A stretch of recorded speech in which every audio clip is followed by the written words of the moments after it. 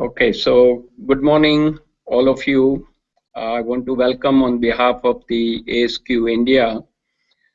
This initiative is about Leadership Excellence Series, where we want to transmit knowledge using the technology, and focus is on sharing the soft skills and quality management principles and practices.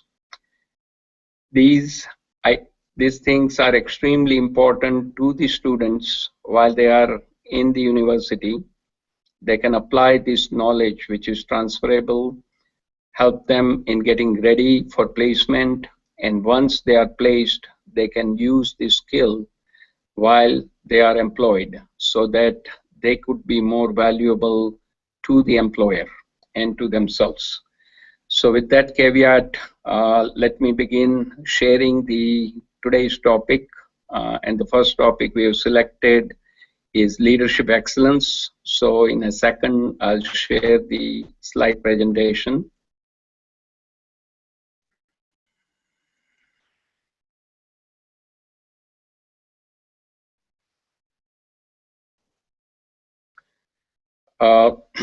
So the roadmap for today's session is we will define the leadership and development, each letter of the word, with several adjectives which will give us the idea that what the good leaders exhibit. And then we'll walk through several leadership models listed here. Then I'll share a roadmap for leadership excellence, bring it close with a summary, and there are a number of good references, so we'll look at those. Now let's begin with a simple quote on leadership. A leader is best when people barely know he or she exists, not so good when people obey and acclaim him or her, worst when they despise him or her. But of a good leader who talks little, when his work is done, his aim fulfilled, they will say, "We did this ourselves." This is from Lao Tzu. Another good definition of leadership is listen first, learn by listening to your stakeholders, and then you begin to lead. Now on this slide, we are looking at leadership versus management in the context of sustainable change management. As we know, the world is going through a lot of turmoil and changes are constant and inevitable. To have a sustainable change, you need a large effort from the leadership, which will produce the change by establishing direction, provide overall planning guidance. They will align the people, motivate and inspire the people. 70 to 90% leadership involvement is critical. You do need management to produce predictability and order, but that is between 10 to 15%. And role of the management is to do planning, budgeting, organizing, staffing, and then controlling the operations and do problem solving. At the bottom, there is a beautiful quote from Dr. Stephen Covey, the leadership think tank. And what he's talking about is management is efficiency in climbing the ladder of success, whereas leadership determines whether the ladder is leaning against the right wall. So what we are looking at here is that you need the leadership, and that is the effectiveness first, and then the management will come into play to carry out those effectiveness directives in an efficient way. And that is the right approach: first effectiveness, then efficiency. Now we come to this slide, leadership, where each letter of the word is defined with number of adjectives, and I'll pick few of them and probably provide some story as well to go along with them. So the first one, L, Leaders are good listeners. They learn and then they become a good leader. Under E, ethics are extremely critical because if the leaders are not ethical, the rest of the organization will have issues. Under A, authentic leadership is extremely important. Under D, they are direct.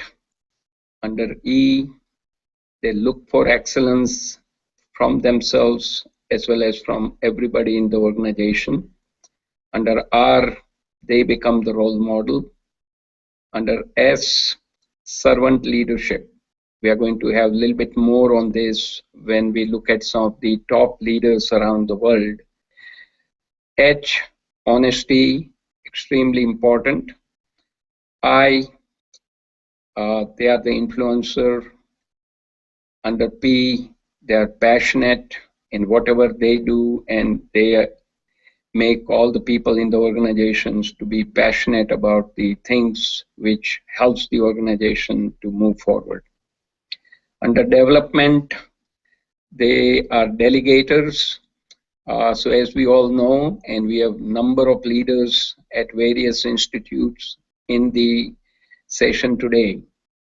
As a leader, you cannot do everything.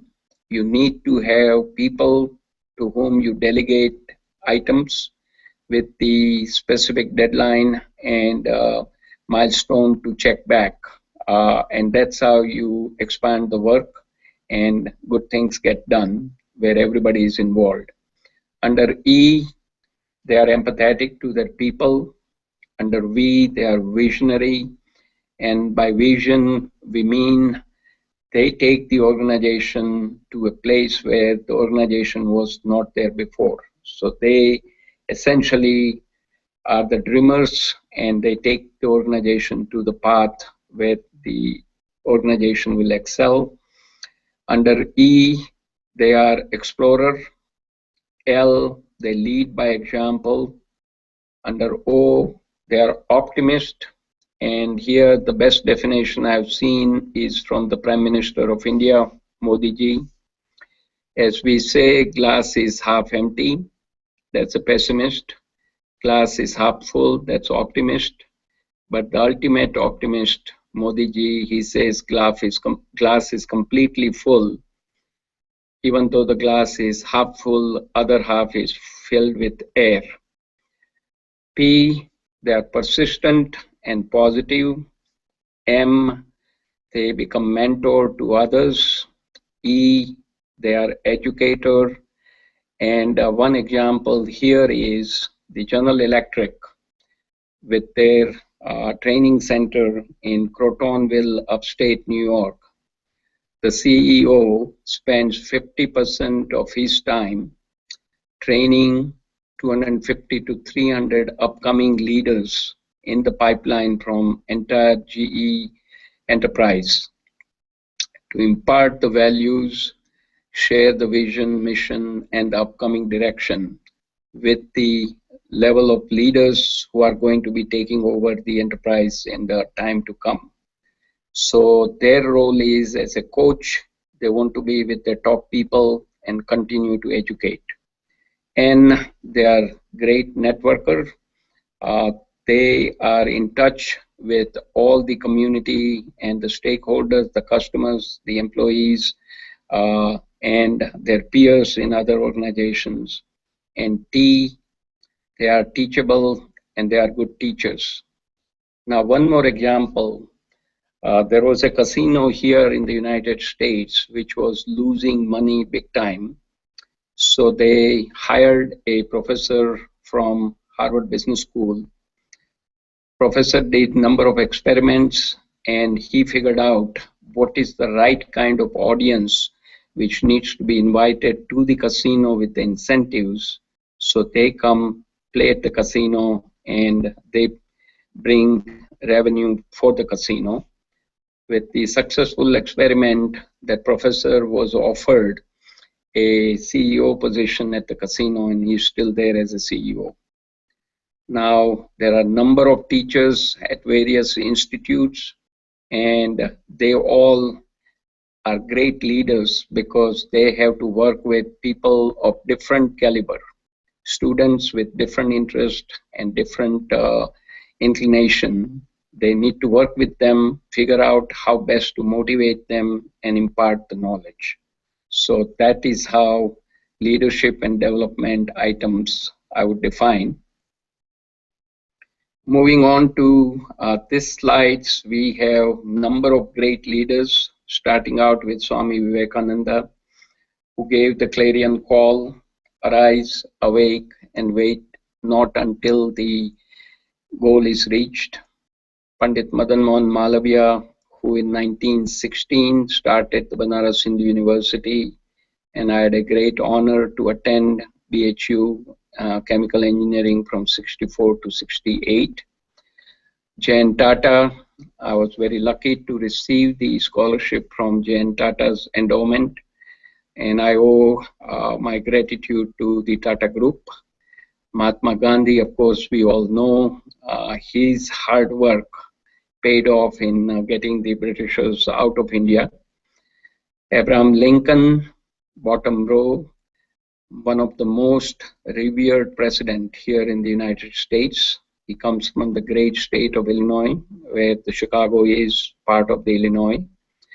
Dr. W. Edward Deming, father of quality movement, and then Dr. Juran, another stalwart. Both Dr. Deming and Dr. Juran, after World War II, went to Japan and helped them to rebuild the industry. And since they had lost everything in Japan during the World War II, they listened to these two gurus and they perfected their processes and they became the best in terms of the quality of output for automobile and electronics. So the credit goes to Dr. Deming and Dr. Juran.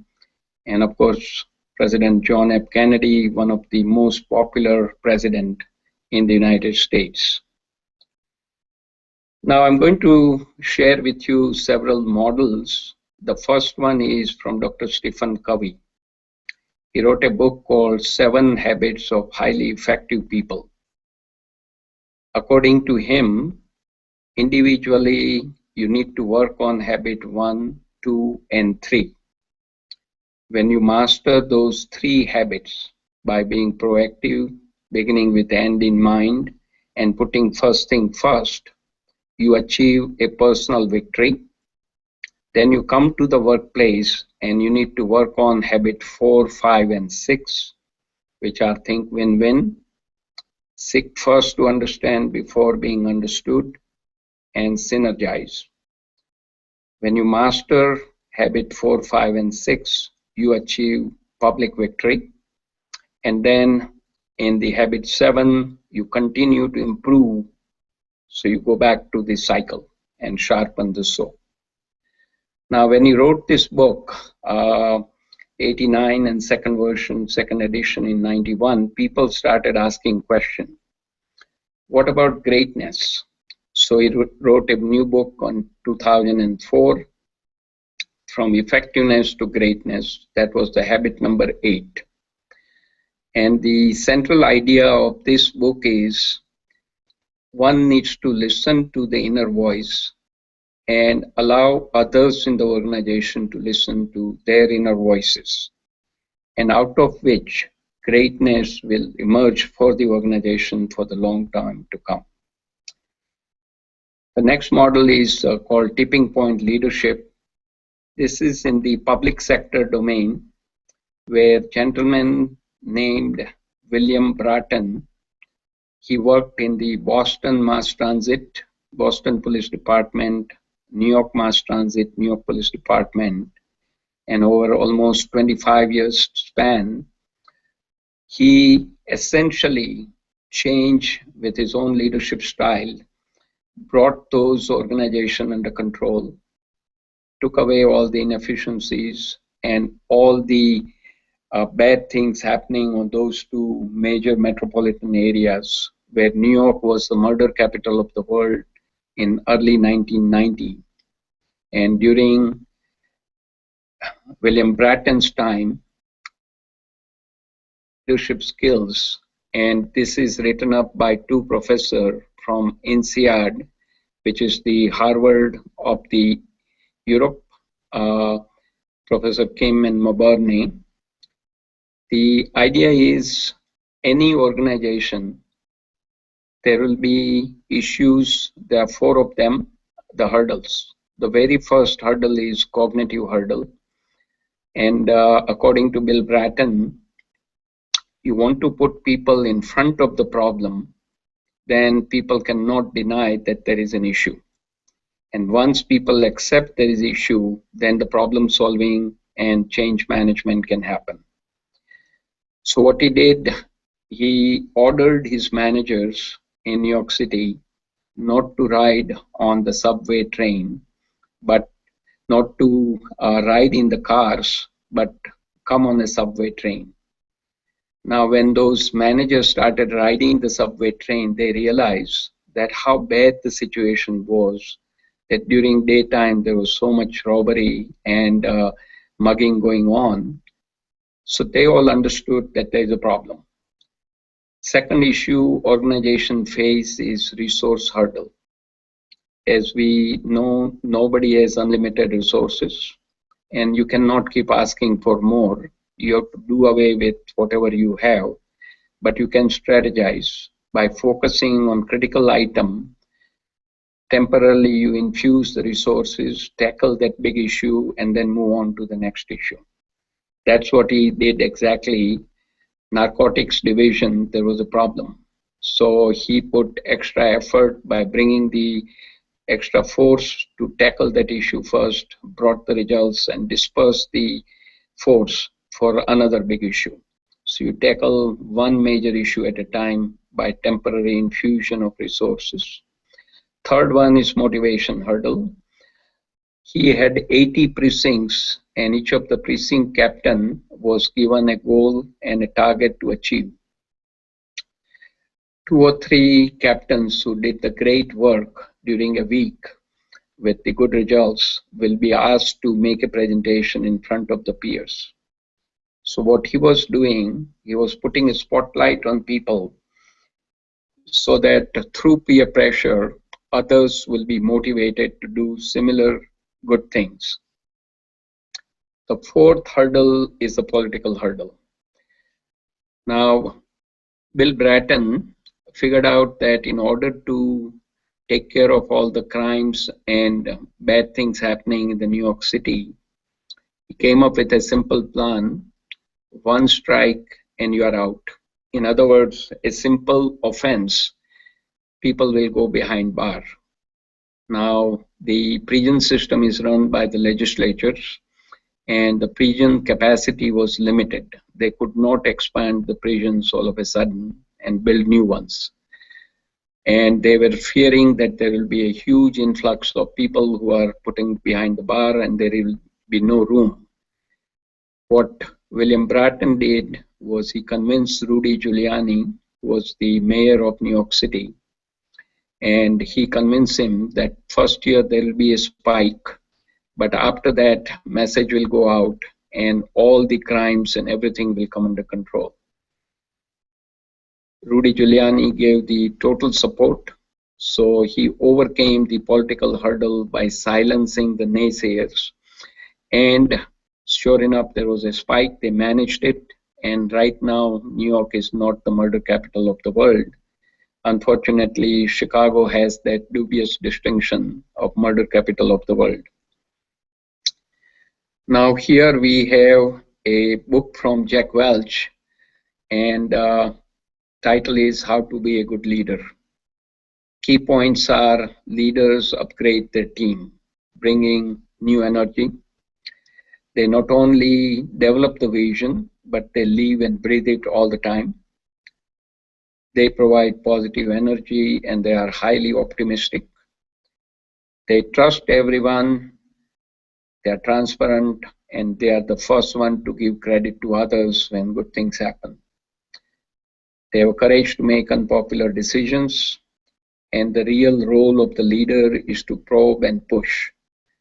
As we said before, they cannot do all the work. Work gets done through people, but they need to ask intelligent questions and provide resources as needed so work gets done. Uh, they inspire risk taking and they lead by example and set the example and they celebrate. Now, leading by example, one more example from the CEO of the Milliken and Company, which won the Baldrige Award in manufacturing. It's a carpet manufacturing firm from Carolina area.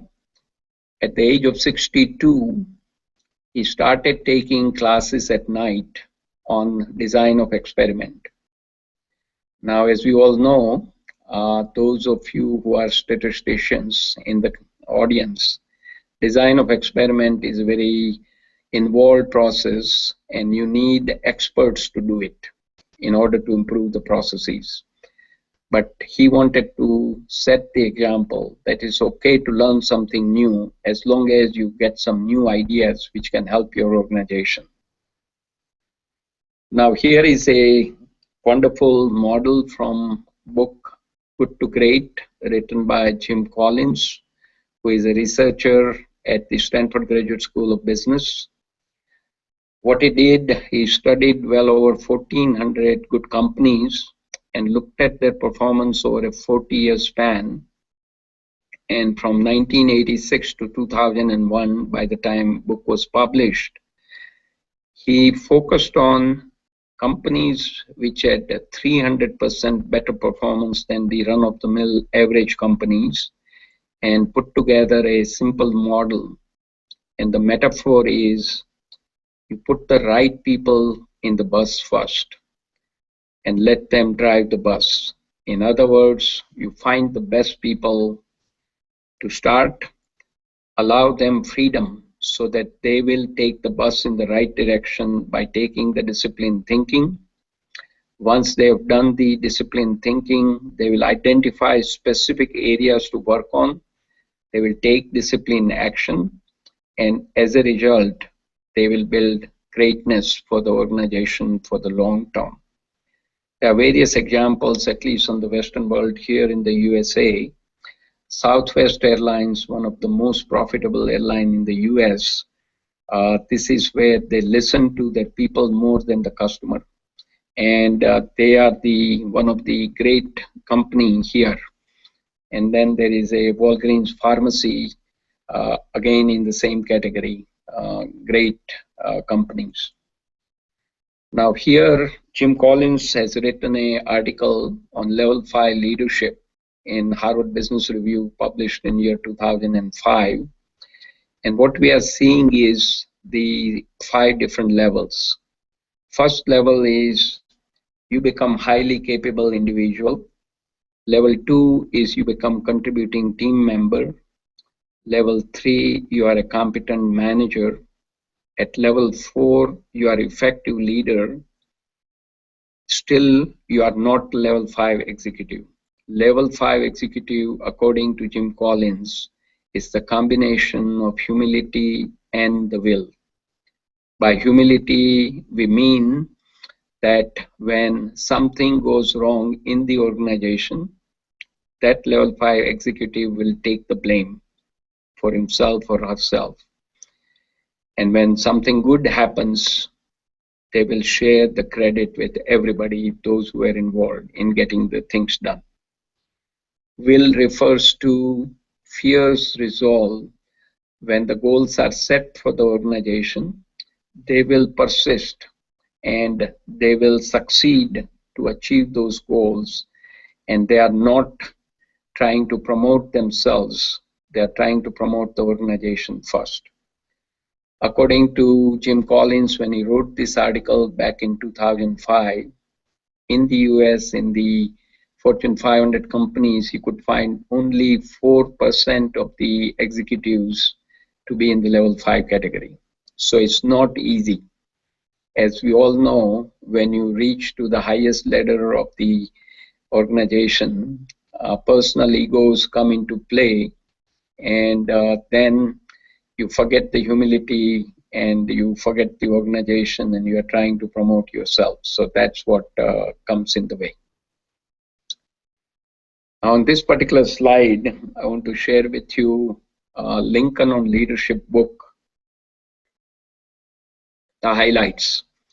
This book is written about time Abraham Lincoln was in the White House, and during his time, those of you who follow the history, there was a civil war between the North and the South in the United States. South wanted to separate out from the North. Now it so happened army on the south side was much stronger. On the north, army strength was low and the manpower was not good. So Lincoln gave the order that we are going to build up the military personnel. And there was a very simple way they did it. Each and every recruit will pass through the Washington, D.C., the capital of the United States, where Abraham Lincoln was in the White House. He would make a point to get out of the office and welcome each and every member of the newly joined troop. And that's how he made the connection with people. Second item in color, I'm going to go through it. Item 3, persuade rather than coerce. He was the master persuader and he will not coerce anybody. He was known as a honest Abe. Honesty and integrity were his hallmark. He will lead by being led. So he was truly a level 5 leader. Share credit when good things happen, take all the blame when bad things happen. Now, item 11, he had fired between 7 to 8 generals until he found General Grant. All the previous generals were very excited to get the title of a general, but they did not have the stomach to fight the war between South and North because the people from the same family were divided, some on the south, on the side of the South, somewhere on the side of the North. So they had a dilemma whether to fight, not to fight. So he kept firing them until he came upon General Grant. And General Grant was very determined and he was a great strategist and a warrior. He achieved the victory, North prevailed, and then North and South stayed together. As we all know, through the Gettysburg Address, Lincoln had the art of public speaking, and he was a great storyteller. And this is what leaders do. They tell the stories about the folklore in the organization, and that's how people get excited to see how the organization has done in the past and where they are going through the storytelling. Now, here we are looking at a book by Mark Murphy. Title of the book is 100%ers. Theory is one need to expect 100% from himself or herself first, and then you expect 100% from your people. The only thing is, you not only have to give the challenge to your people, but you need to be emotionally connected. So ideal thing is you need to be on the top right quadrant, 100% leadership. In the top left, you are giving a lot of challenge, but emotionally you are not well connected. So that's the intimidator or a dictator. Bottom left, no challenge, no emotional connection, avoider, should not be anybody in that quadrant. And bottom right, appeaser, that means challenge is low, you are highly emotionally connected, but nothing is happening.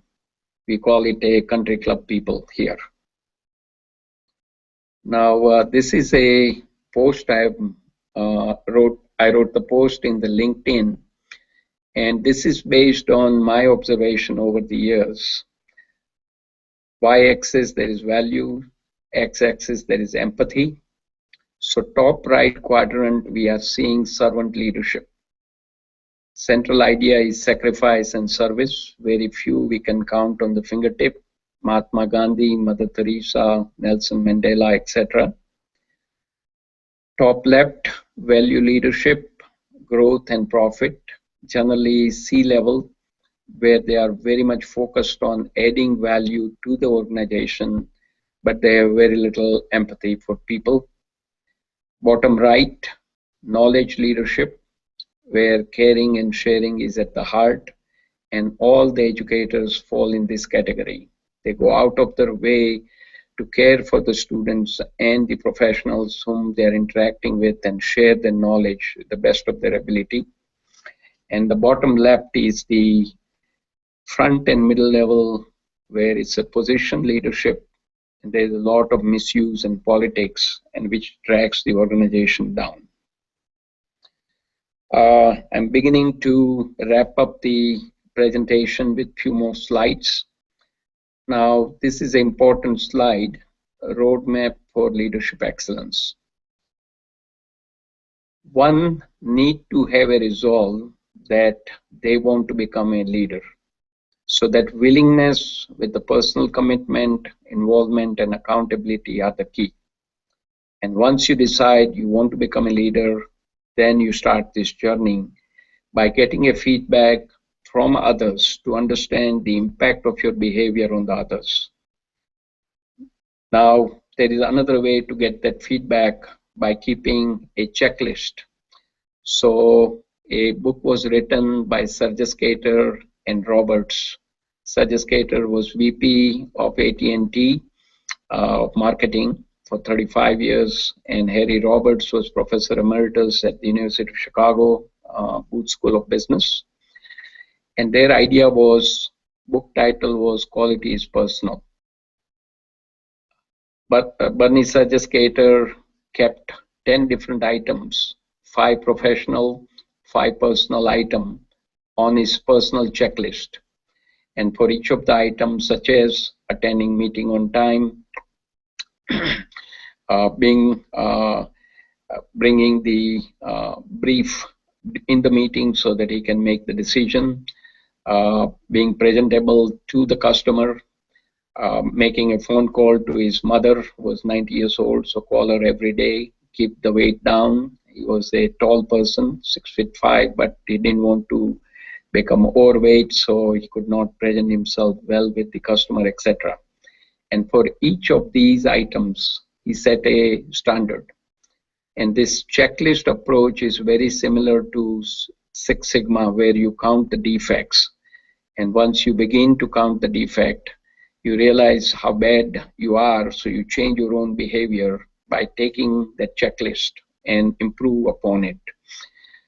Once you have the feedback, you do the analysis, find out where you are strong and where you need to improve, and then you set the short-term and long-term plan. Short-term, you are looking at 3 to 6 months, long-term, 1 year or more. Now, for the deficiency, for 1 or 2 critical areas, you want to take additional education and training, build up your skill, and all along you nurture yourself by changing the behavior and make personal changes. Do your regular evaluation on a periodic basis for your short-term and long-term plans, and you must celebrate the success. Now, here is more of a summation of the core competencies of leadership. Leaders define the vision, mission, and values for the organization. Vision is a dream where the leader wants to take the organization to. Mission is a path to achieve that vision, and values are items which the people in the organization will work with. So one simple example, when President John F. Kennedy came into the office, he had a simple vision. He said, before the decade is out, we'll put a man on the moon and bring the man back. Sure enough, the mission was created by NASA, and Neil Armstrong landed on the moon before the decade was out, and he came back to the Earth. Values are generally honesty, integrity, respect for customer, respect for employees, appropriate growth, etc. 3 to 4 applicable to the organization, not the entire kitchen sink. They provide strategic direction. They teach and enforce ethics. The role of the leadership is to do reviews and allocate appropriate resources. They are the master at talent management. They spot the right people and the right talent and bring the cohesive teams together. The role of leaders is to provide recognition. They are the coach and mentor the next level of leadership. Remember the GE CEO teaching the next level of leaders. They definitely lead change. They are expert at communicating effectively in the organization. And their real challenge is how to ensure the sustainability for the long time for the organization. Because if you do it for a short time, that's more like a flash in the pan. You really want to have processes and systems in place so that the good things continue to happen even after that leader retires or moves on to different things. So in summary, leadership is all about influencing, igniting, and inspiring ordinary people to do extraordinary things. Leadership is all about influencing, igniting, and inspiring ordinary people to do extraordinary things. Very simple but very powerful definition of leadership. And I think all of us, if we decide to become good leaders, we need to work on it. And one of the guidance is individually we need to manage ourselves at least 50% of our time focused on that. Because if we can't manage ourselves, good luck managing others. Now, there are lots of good references. Jim Collins' article on Level 5 leadership is a good one. If you get access to Harvard Business Review, that's a beautiful article to read. And then the other one is Kim and Maburn's Tipping Point Leadership. These are the two excellent articles. Now, since this session was organized very quickly, could not give you the homework beforehand, but those of you who are interested, they can finish the exercise assignment 1 and 2. Assignment 1 will tell you what type of leader you are, either authoritarian, participative, or delegative. Only short 18 questions will take less than 10 minutes. Second one is Myers-Briggs Type Indicator Test with 74 questions. You click on the link, you will get the Excel file to answer those questions. When you submit it, your Myers-Briggs Types indicator with 4 letters will come. Now, this is a psychometric test, became popular during the World War II, where here in the US, men were fighting at the war front, and in large number, women entered the workforce to keep the war production going. And this particular test lets them know what is their inclination, what they are good at. And this allows hiring the right people, building the good teams, etc. And we mentioned about article, the assignment 3 and 4 are the 2 articles for further reading. At this point, I want to provide the gratitude to all the leaders. Dr. G.N. Pandey could not join, the Vice Chancellor from Arunachal University of Studies. Dr. Vedvyas Dwivedi from CU Shah University. Dr. Hemant Trivedi from Pandit Dindayal Petroleum University. Dr. Vikram Patel from Sankar Shri Waghela Bapu Institute of Technology. Dr. M.K. Soni from Manav Rachna International University. Dr. Jayakar, Director from the Xavier Institute of Management and Entrepreneurship, XIEM. Mr. Adil Patuk from the Patuk Institute. Dr. R.C. Prasad, Professor at the Pillai Institute of Information Technology, and Professor Victor Gambhir from the Jaipur Engineering College and Research Center. We appreciate the leadership of all these individuals for allowing them, the coordinators from their institutes, to take active part. And some of them are in the audience, so I want to thank all of them for their active participation and leadership. Special thanks to all the coordinators, Professor Shoil Gadia, Mr. Harish Shukla, Professor Parth Rawal, Professor Virendra Narula, Dr. John Ben, Mr. Yazdi Tantra, Ms. Meeta Seta, Dr. R.C. Prasad, and Dr. Parul Agarwal.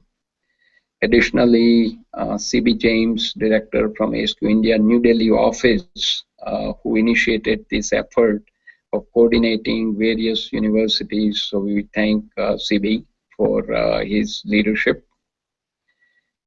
Here is a little bit of airtime for American Society for Quality. We have a number of case studies, business case for Lean Six Sigma in higher education. So concept is Six Sigma is to reduce variation, to reduce the defects and improve the quality. Concept of Lean is to remove the waste and speed up the processes.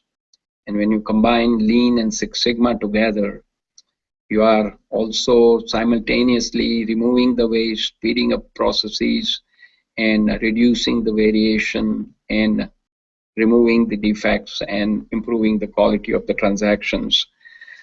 There are one useful tool is a Pareto chart. That means your number of issues at hand, which item should you work on? Vital few from trivial many. This is the concept started by Dr. Juran, and according to him, focus should be on few vital issues which will give you the maximum impact. CB James information is here, and by the way, this presentation was shared with all the coordinators and the leaders, and you are free to share it with entire universities at your institute, along with the YouTube, which is simultaneously getting recorded here. 1 second.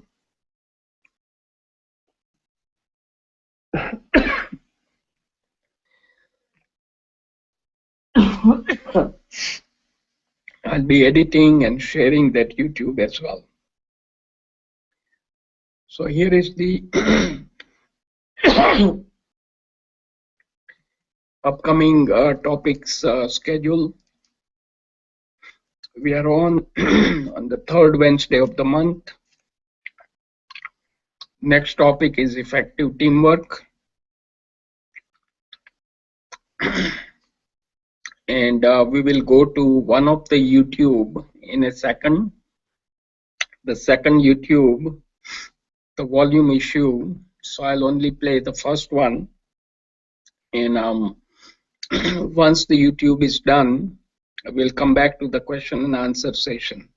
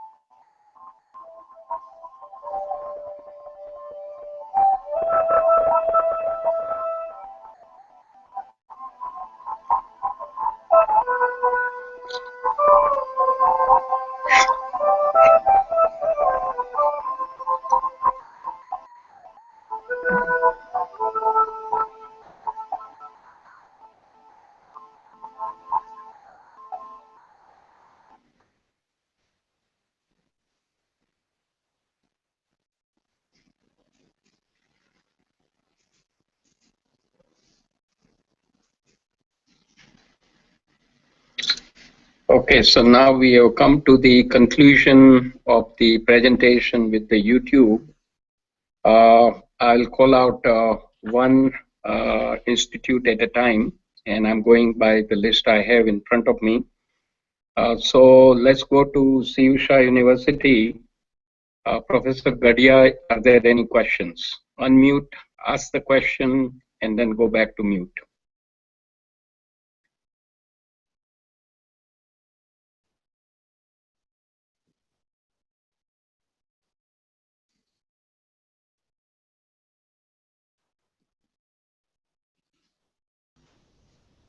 Yes, sir. Tony.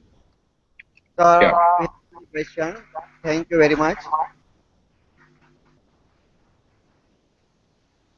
okay.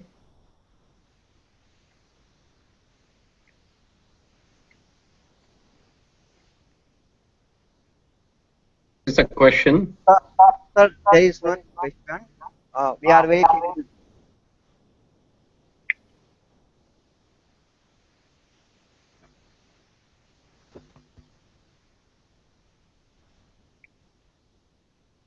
Sir, are you listen to me? Yes, I can hear you well. Go ahead and ask the question. Sir, no question. We are very thankful to you. Okay, thank you very much. Moving on to Pandit Dindayal Upadhyay University, Hari Shukla. Sir, we have a question that some organizations want the employees to consider organization about the truth and ethics. So, can a leader survive this? Okay, so if I can paraphrase the question, the ethics, honesty, and truth that is required of the leaders as well as everybody in the management ladder.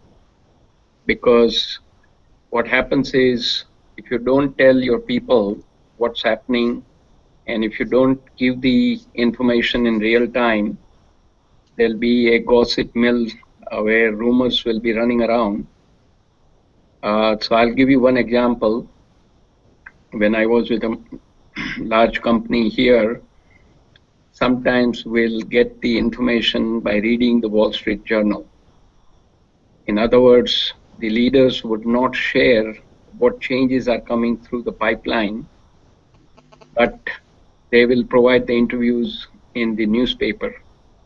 And that's not the right way to treat your people.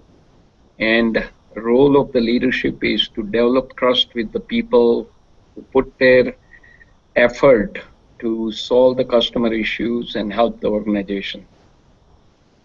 So the idea is in order to build the trust, you need to share the information in real time as appropriate, be truthful, and don't keep sugarcoating. And another example is if the layoff is coming, they would not say what's going to happen. They'll just say we are fine, nothing is going to happen, and all of a sudden the entire organization knows that about 1/3 of the people will be let go. So giving the right information in a truthful way definitely helps. One more question from PDPU before we move on. So, sir, that wouldn't cause means sometimes a leader has to take tough decisions, and he should consider his team members' view first, or either he should go with his own decision. Yeah. So ideal way to do it is leaders need to listen to their people because as you know, if you are working on a certain situation at the ground level, you have better information versus the leader who is sitting far away. They have a general view, but the specifics are missing. So leaders need to engage the right people, listen to the various ideas, and collectively come to a conclusion that this is the issue and this is how we need to address it. So it's all about trust, teamwork, and depending on people to get things done. So with that, can you please go back to mute, Hari? Thank you, sir. Thanks for the time. Yeah, no problem. Thank you. Uh, Parth Raval from SVBIT. Parth, please.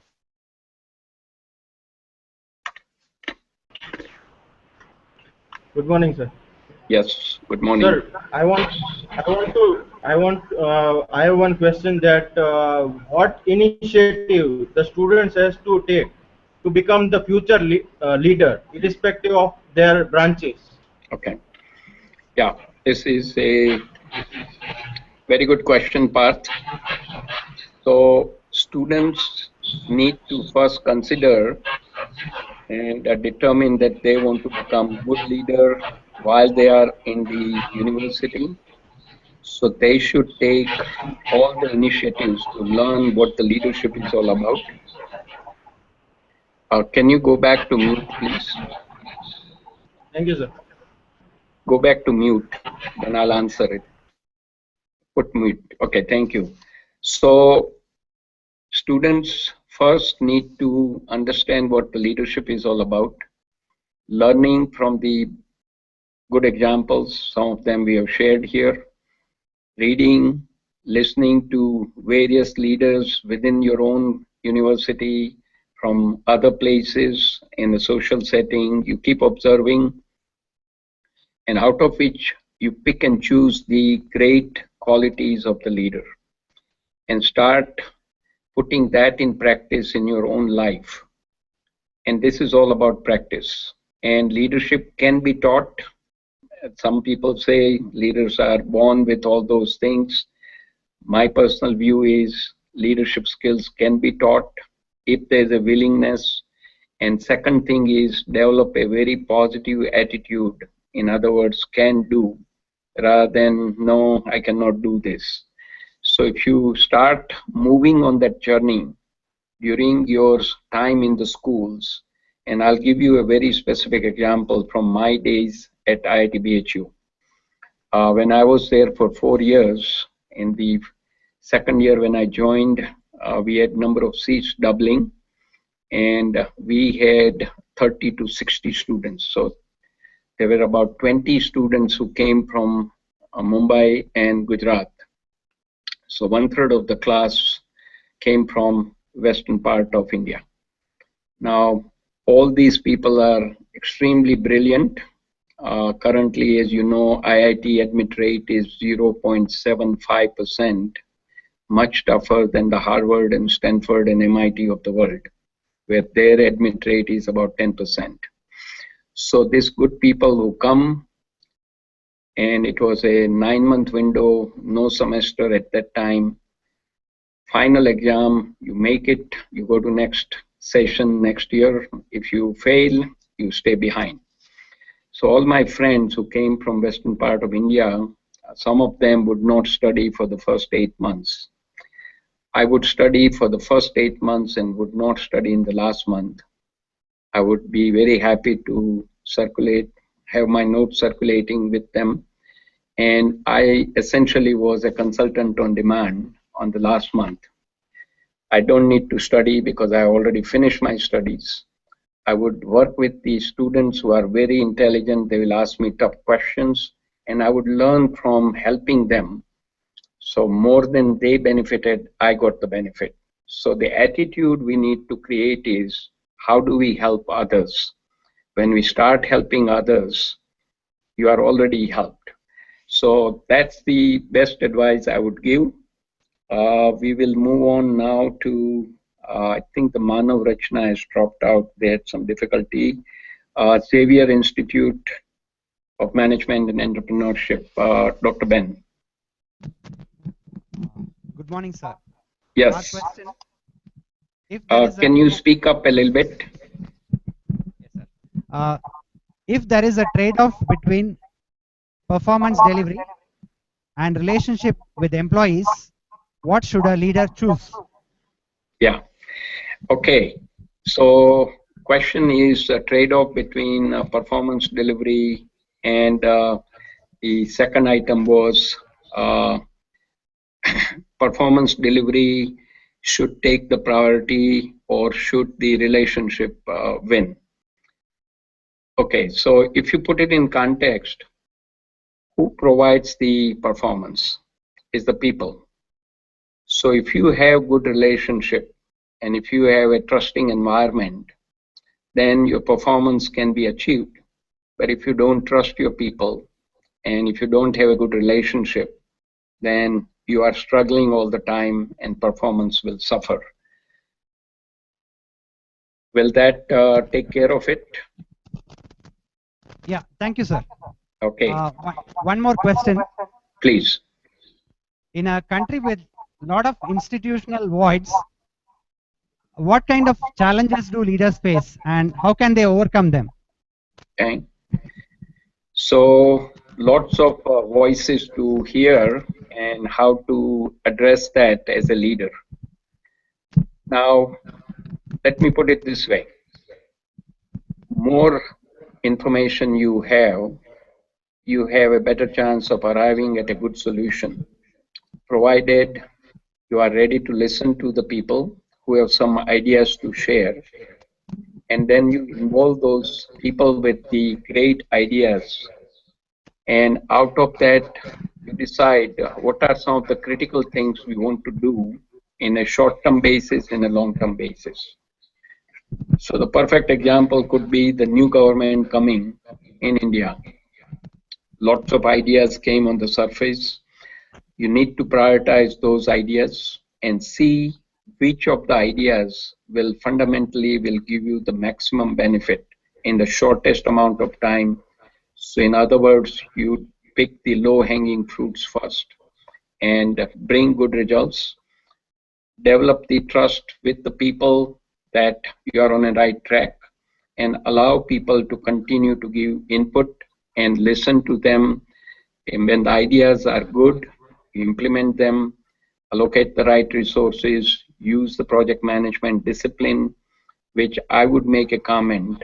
Each of our universities in India should focus on teaching the concept of project management because that is a lifetime skills.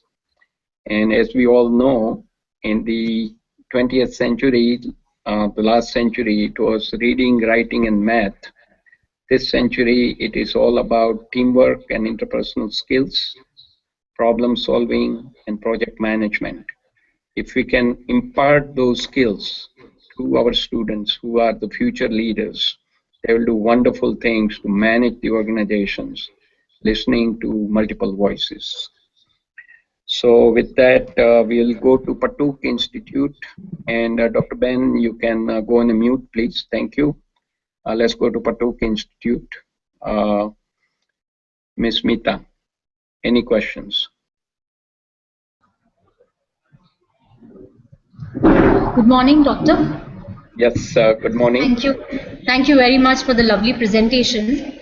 You're welcome. We have two questions. Please. One is, how do leaders convince their employees to accept the decisions made by them? Okay. So the question is, how do you convince your people to implement the decisions taken by the leader? So I would go back to the previous conversation, which is leaders cannot make the decision in vacuum. They need to be listening to the input from various peoples throughout the organization for the survival and growth of the organization. When people provide input, they have something at stake. And when you want to implement them, what you need to do is create the leaders at all levels. And they become the catalyst. They take this idea forward by convincing others that these are viable ideas. This will take the organization to the next level and it will benefit everybody in the end. So simple idea is involve more people and involve the right people. You don't need to have 100% to start. The people with the positive mindset and positive attitude are the one. You work with them and develop them as leaders as you go along, and that will serve you very well. Question number 2, Ms. Mita. Doctor, the other question is based on the question that Xavier's College had just asked, that one of the habit that you mentioned is that the leaders need to listen to the inner voice and let others listen to theirs. So when here we are expecting everybody to listen to our own voices, How do we achieve cohesiveness in the organization? Right. Okay, this is a very good question. Now, I've seen from several examples, and I'll give you one example from BP, the oil company. They wanted to develop a first level of supervisors training course. So normally what you do is you go around and find out the experts who have put together the modules, and you just deliver it to the people. They took a different approach. They brought several supervisors in a different small groups, took their ideas and then shared it with the next group of people, and they kept building on the top of the original ideas and keep refining it to the point where close to about 250 supervisors and managers were involved in coming up with the frontline management or the supervision's training program. By doing that, what they did was they were able to leverage the prior experience, and based on that, they built a very robust training program. And when the feedback started coming in, that was one of the best training program the organization had put together. It took a lot of effort to go through the steps, but at the end of the day, when you listen to your people, and this is where we are listening to the inner voices from the small group of people, and you keep building on it in various groups till you arrive at the final set. And this is where there was a buy-in, concurrence, and people were very happy to contribute, and those ideas were implemented with a great success. So now we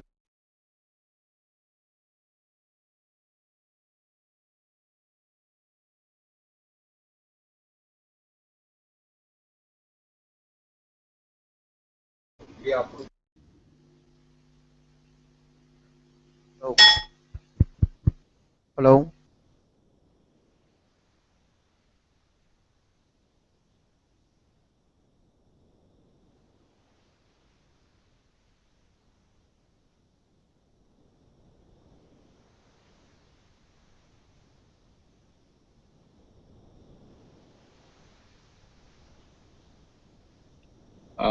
Dr. Prasad, unmute and ask the question, please.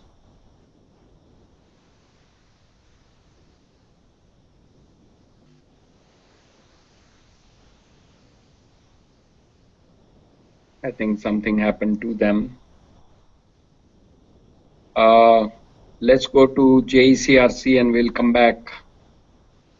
We'll come to Virender later. Right now, let's go to JECRC. Professor Agarwal and Professor Gambhir, any question? I speak from here. Is it audible, sir? Yes, perfectly fine. First of all, I'd like to thank you for this very enlightening and enriching session. There has been a lot discussed on leadership excellence, and the books you have mentioned, it's great learning for all of us. Now, there's a question. Your presentation mentioned the tipping point leadership. Under that, the resource hurdle, you said that at one time we should tackle the issue at a time. So the question is whether multitasking approach is worthy or it would kill effectiveness. Could you please repeat the question one more time? The question is, in your presentation you mentioned, sir, the tipping point leadership. Under resource hurdle, you mentioned that tackle one issue at a time. Yeah. Now the question is whether multitasking approach is worthy or it would kill effectiveness. Okay. So under tipping point leadership, to overcome the resource hurdle, the example I gave was that William Bratton had a limited force at hand. He could not get any additional people. So what he did was look at all the issues plaguing his organization, out of which he determined that the narcotics was the biggest problem. So in order to solve that issue with the limited workforce, he had with him, he temporarily infused large number of police force to work on that issue, bring it under control, and then disperse that effort of people to the next critical issue. So what we are talking about here is it is the prioritization of the issues in the organization first. Secondly, allocating the right resources to work on the most important item first, one at a time. And this is where your question about multitasking comes into play. Now, if you, and when we go through this project management module, we'll discuss and review that most of the organization take on many activities. In other words, there are lots of projects going on. Unfortunately, with the limited resources, you cannot fund all of them. So a lot of them start, if you are looking for multitasking, but most of them are not completing because the resource is in competition for each project. So the real way things get done is one item at a time, and that's where you focus on the most highest priority item first, put the right resource, bring it under control, then release that resource to the next best thing or the next most important thing. That would be the guidance. At this point, let's take two more places. Virender from Manav Rachna, any question, unmute and ask the question if you have.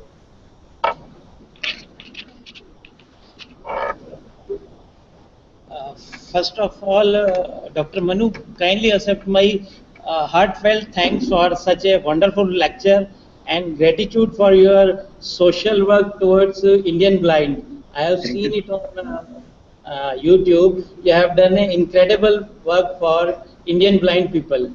Thank you Now, very much. Yeah, Dr. S.K. Bhatnagar is going to ask a question. Please.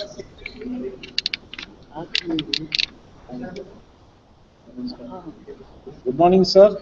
Yes, good morning, Dr. Bhatnagar. First, I would like to state that I have, I feel that I have heard the best lecture on leadership in my life. Thank you so much. You are very kind. The question is I am making a hypothetical situation, but this happens very often in real life. The situation is if a leader is motivating a team and the team is committed to achieve the final task, and it so happens that one or two members of the team who have some vested interest or loyalty to some other organization, if they start sabotaging it or working against it, how does a good leader salvage such a situation? Okay. Yeah. So, Dr. Bhatnagar, first, please go on mute. Yeah. So the question is, you are working in a team, and one of the member is working against the interest of the entire team. Now, this is the situation generally happens when somebody who is technically good, but they are not socially good. They cannot work with others. We call them acidic people. So whatever they touch, everything burns. And there is a book written by two professors from Stanford Business School, Graduate School of Business, Zero Tolerance for Jerks in the Workplace. Now, when this situation happens, one of the team member is not pulling the right weight. The role of the project leader or the team leader is to isolate that person, provide the guidance. Either you change your behavior to help the team, or else you reallocate that person to something else. Generally, the way they do it here is if a person who cannot work with others will be given a special assignment for X number of months with a warning that unless their behavior changes, they may not be with the organization for a longer time. So this is more of a issue that needs to be addressed quickly. If the leaders do not act, this issue will fester for a long time, and that will damage the entire organization because the morale of the people will suffer because everybody else is pulling their weight, but one person can drag the team down. And as we all know, the team is as strong as everybody inside the team, and strength of the team is all the individual member, and individual members' strength is the entire team pulling together. So that would be my guidance. Need to isolate that person, provide the reprimand, and make sure that that person is willing to change. If not, they have no place in the organization or on that project. Okay, Thank go you. ahead. Yeah. Thank you, Dr. Manu Vora, for excellent lecture on leadership. I am Dr. S.S. Honda from Manu Rachana. Yes. You have defined leadership in three terms: influencing, igniting, inspiring ordinary people to do something extraordinary. These three words, influencing, igniting, inspiring, these three words are very simple to say. Yeah. But when it comes to the real action, how do we influence people? How do we ignite them? And how do we inspire them? See, in practical shape, when we come across our friends, our colleagues, our juniors, we have to inculcate a sort of leadership. Let us put it, they are ordinary people. We want to make them good leaders of tomorrow. Yes. Now, how do we act on these things? Can we take all the three things at a time? Influencing, igniting, and inspiring. All the three things can be taken, or by one if we can. I would like you to throw some more light on that, please. Okay, sure. Great question, Professor Honda. Uh, now, the best way to understand this issue is leaders need to lead by example. So first, leaders need to be humble, they need to be honest, and they need to have integrity. They need to be clear and upfront with their people, show the reality on the ground, lead them by example by having the personal behavior which essentially influences other people on what they do, because as you know, people not only just listen to the leaders, they watch how the leaders are behaving themselves. So they don't go by the words, they go by the actions. So actions speak louder than the words. Leaders need to walk the talk. They need to enforce things which they expect from others on themselves first. So they need to have good discipline. And when you see leaders rolling up the sleeves in the case of a problem, they come in, try to provide the guidance, and then motivate others by getting engaged. So they are committed, they are involved, and they are supportive. Compared to that, you see some leaders who are sitting in the ivory towers, very far removed from the organization. Then people despise them because they don't have knowledge of what's happening on the ground. They don't know what the reality is, and they have their own ideas, and nobody is with them. So my simple answer to influencing, igniting, and inspiring people is it all starts from you as a leader. If you walk the talk and if you begin to add value in the organization by respecting people, listening to people, recognizing them, motivating them, and showing them what is the vision, what is the dream to take the organization for a long-term sustainability path, then people will buy that vision. They are willing to give their 100% or more, provided the leaders trust them and there is a reciprocity. trust is mutual. If you don't trust your people, people will not trust the leader or the management. So that would be my general comment. And I hope this is good from Manav Rachna. So let's go back. One last questions from Dr. Prasad. If we can have a question, first unmute and ask the question, please. All, I'm extremely sorry for this whole problem. No issue. Your lecture was very informative, and today we are celebrating world over, Youth Skills Day. So you have imparted soft skills to our students, that will be definitely adding up to their hard skills, that we give in engineering colleges. Yes. And second thing is, I would like to inform you that I'm a bit worried about the number of students present here. I would just like to put the camera. I had only 100 seats, and now the hall is full. People are standing. So we had a chaos-like situation, So I'm sorry for that. But there are two young boys who want to ask some questions. Sure, no problem. We lost the video feed again. Hello? Yes, I can hear you. Go ahead.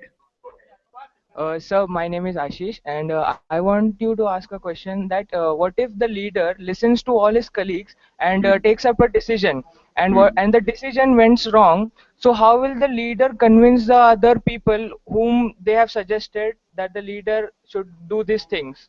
So how will the leader convince them that the decision that he took did not went on what they were up to? Okay. Yeah. So Ashish, answer to your question from my perspective is that the role of the leadership we defined is to listen to people with different ideas. Collectively, as a team, you make a decision.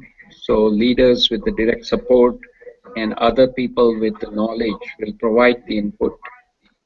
And granted, 100% of the time, all the ideas will not work out. So when things go bad, leaders, as we learned in the level 5 leadership, they take the blame on themselves that something went wrong and they take full responsibility. Secondly, they will assemble the same set of people and do some investigation. We call it root cause analysis. Why things did not work in the first place and what was the root of the problem, so that we can overcome that and re-energize the team to focus on the issue at hand. So leadership is all about persistence. It's not a flash in the pan. You don't do it just once and declare victory. You have to continue to do this as a journey for a long term. And that would be my simple guidance, that listen to people, ideas are discussed, decisions are made, you try to implement them. Not everything will work first time. When things don't work, you learn from it. Remember Thomas Alva Edison. He wanted to invent the light bulb and he failed number of times. But every time he failed, he says, okay, I'm getting closer to the final version. So he learned from the failure and try to use that failure to move towards the success. And that's how we need to continue to do the effort and don't give up. Once good things are set, directions is set, goals are set, you need to persist and bring the value for the organization. One more questions from your side, Dr. Prasad, second person. Sir, my name is Nipendra, and I wanted to ask you a question. Your one slide mentioned forgiveness first instead of permission. Yeah. Shouldn't it be the other way around? Yeah. So I think if you keep asking for permission, you may not get the permission all the time, right? So if you have some good idea, you are implementing them, experimenting with them, and then inform the person that you have done something. As long as it's a calculated risk you have taken and it's manageable and not bringing the organization down, you are fine. And that's the context. You Don't keep asking for permission all the time because you will be blocked. And if you feel you are right, you have some good way to get things done, you implement it, but make sure that you are not jeopardizing the entire organization in a bad way, because that will be a slap on your face and that will be detrimental to the organization. So that's what I meant, that instead of keep asking for permission, you take the initiative, bring some results, and things don't work, you make changes.